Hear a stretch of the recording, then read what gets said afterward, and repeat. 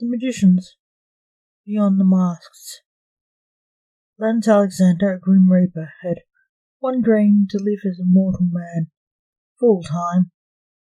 He was stuck in Reaper form for 100 years. His dream came true. He was human, so it did seem. So he went to see a show to be with the mortals as a man. The flesh and blood Grim Reaper started feeling human. He saw a beautiful lady. She was an actress. He couldn't help but love her. Her name was Vivian McCann. He couldn't resist meeting her.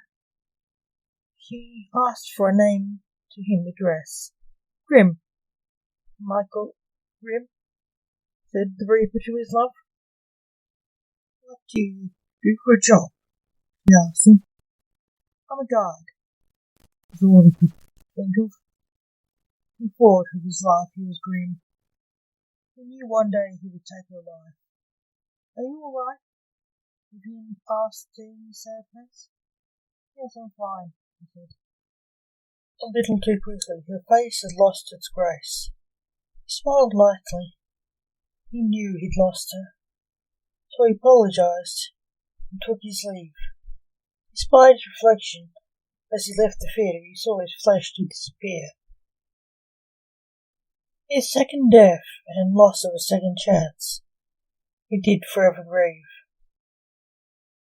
If and when life is granted to me, I shall be a man.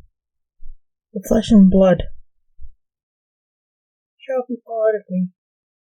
I will live on in the living flesh, and not scare you, my Vivian. I will live as a man by your side, and try make you happy. But I am dead to the world, and at least we'll meet again.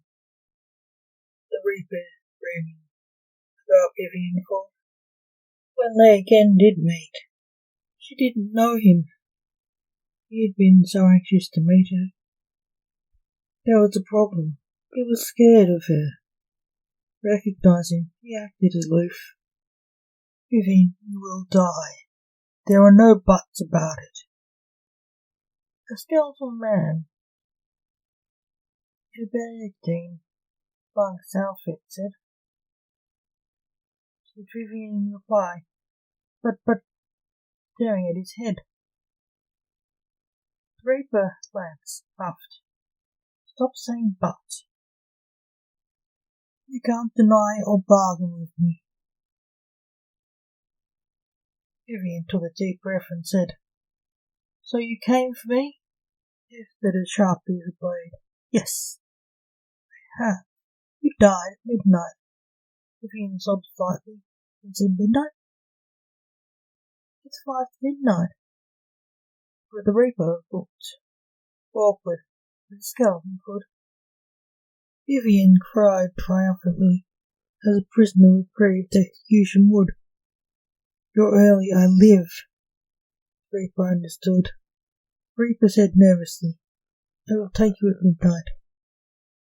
Vivian asked, nearly as nervous as the Reaper was. What killed me tonight? The Reaper snapped back. I did. Vivian shook her head, saying, Not you, my cause of death. Can you tell me, or is it forbidden? Death laughed and said, Stroke. It started when you awoke.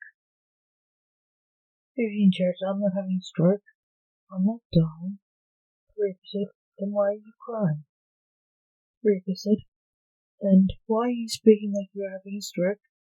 My dear, Vivian noticed she was having a stroke. She recognized symptoms. She was struck by fear. Her death was coming and coming soon. 5 minutes had passed and she died, alone with death at the light of the moon. Why doesn't your hater take you? He knows I know you. Reaper hit the wall of the room in frustration. Blood streaked across the wall. He left with Vivian's soul. As you mortals live, you exist in your little mortal world of death I give. You dwell in life on days bittersweet, not knowing that one day we'll meet. You dwell on the little things which will one day be forgotten. While I wait for you, my begotten, you fear me, and yet you fear lying alone in oblivion. Yes, I'm talking to you. Hear me, Vivian. Don't turn away from me. It is the truth. Do I need to give you proof? Lost in death's cold grasp, I am within his clasp. I see his scythe, his bony hand. I know I will lose my life. He leads 3 dogs to death. I feel I'm breathing my last breath.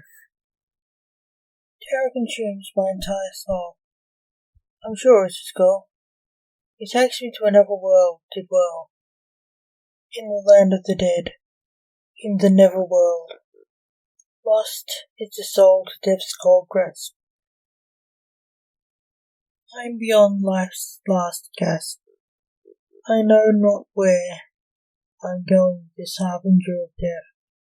My soul is being led to a world which I see as a fiery breath. Deeper and deeper we go into hell. Beyond the world, I see it as a fading old world with fading ghosts, souls unfilled, the soul asked of death. Why is the world here disappearing? Death replied, Vivian, this world is a memory. Like all memories, it fades as time passes. The center of this region we are nearing. The region was brown and fading. The inhabitants were at various stages of fading into oblivion. The Reaper said, We are here. I shall leave you now, Vivian. I fear I am totally lost, alone in hell. Forever here shall I fade, be forgotten and well.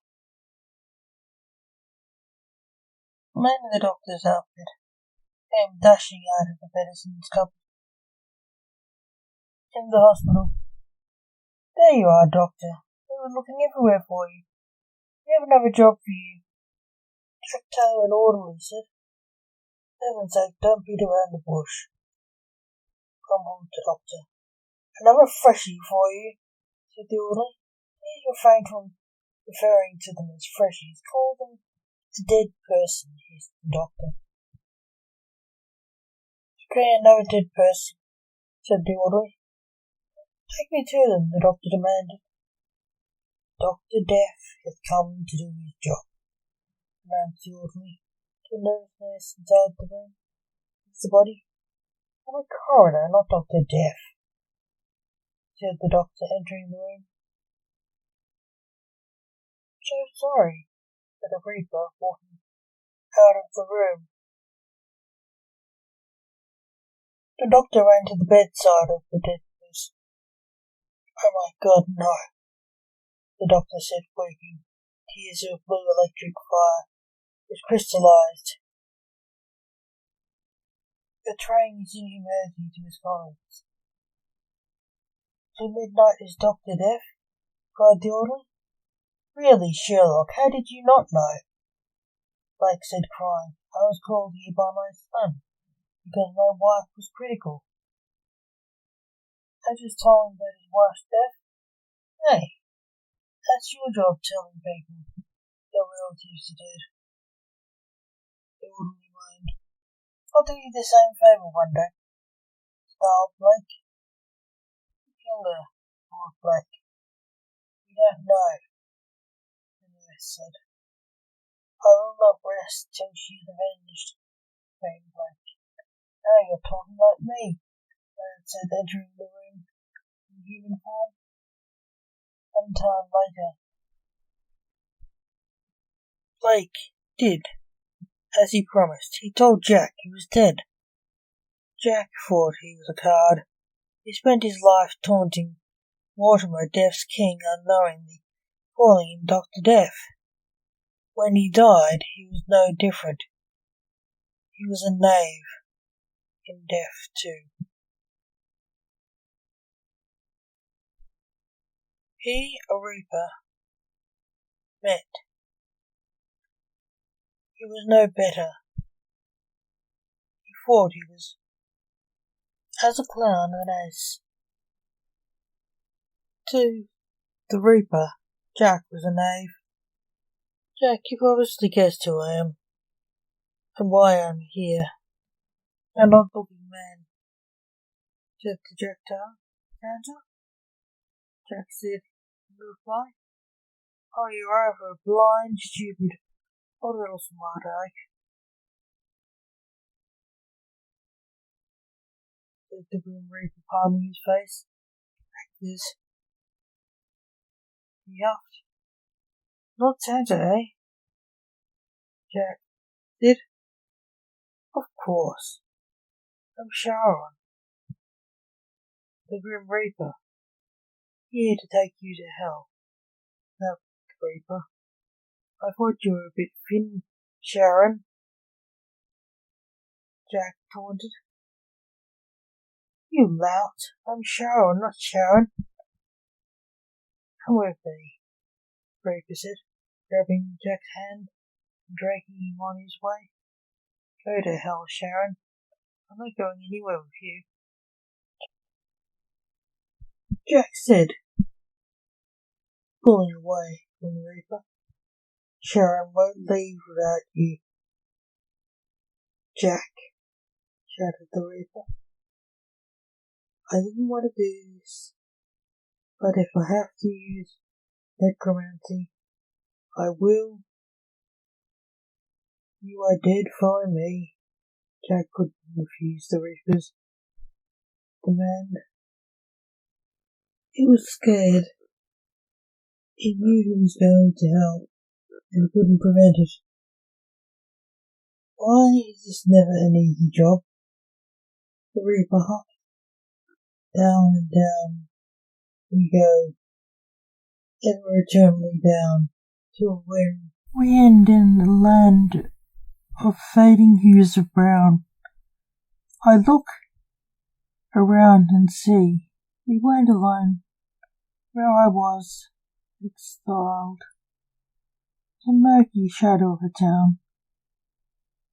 It was populated with people who fade with time, like the land to nothing, ghosts of the dead and gone, faded memories of the living, reaching second death in oblivion. I see someone I know. She was partly faded. Her name was Vivian. She said, 'All disappear who have died. The soul, the fading memory of life. The Reaper is the ruler of this land of strife. Like ghosts of the living world, destined to fade and die again. Like a pen, the ink just runs out. It goes with the living and dead of men.'" Later, the father and son spoke of the meeting with their friends, Vivian and Jack. One was sad. He'd taken a love to her death. The other was annoyed by his friend and glad he was gone. "How was your day?" asked the father of his son, who were both in human form in the afterlife realm.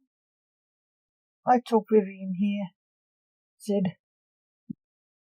Lance, who had returned to being able to change his form between human and Reaper. "I know I judged her. Sorry to hear she passed over. I know you loved her," Blake said, feeling sorry for his son. "How was your day?" Lance asked his father. Annoying. I took Jack over from work, said Blake. Oh, how was he? Asked Lance. He knew his father hated Jack. He was being as annoying as ever, said Blake. I called myself Sharon. He called me Sharon. And Santa. He thought he was the class clown. He was being a pain in the neck. Sorry to hear. At least he's out of the way now, said Lance. Oh, he's been pranking his guards. Now, said Blake. Oh, said Lance. I doubt he'll stop, moaned Blake.